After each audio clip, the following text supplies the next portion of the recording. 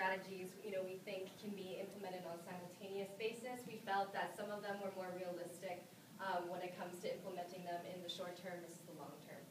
So in regards to more immediate changes, we really wanted to focus on merchandising changes. This was due to the fact that a lot of merchandising changes are within the scope of the store.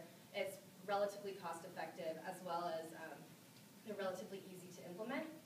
So that included, that could include everything from changing the presentation of the produce to creating this camper's corner.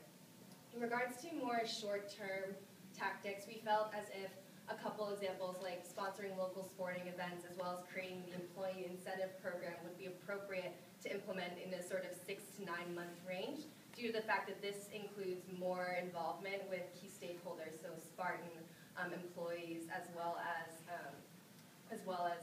the community. And then finally, in regards to long-term tactics, we looked at things that were a little more difficult to implement, were more cost-intensive, and would require more labor. And this would include creating chief signature items, as Josh mentioned, including different bakery items, but also creating different, venting the bakery aromas as well as including more Spartan private label. But the real question becomes, we came up with all these suggestions, but how do we know whether these suggestions, these recommendations will be effective? And our team really proposed 2 major metrics to measure success in this scenario. The first is using a mystery shopper in all of the Chief stores.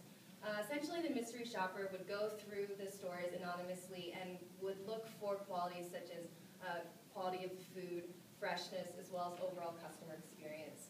The second metric that we decided that we would recommend is using a customer survey. Now this is so that Chief can incorporate customer feedback on a continuous basis so that they can improve for the long term.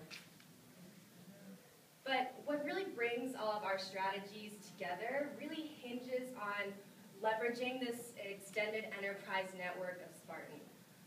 As a lot of you may know, Chief recently just changed their supplier to Spartan, and we believe that leveraging this relationship is critical in order for Chief to be successful in the future. Now, an example of this would be if Spartan and Spartan subsidiary D&W Fresh Market would share best practices with Chief.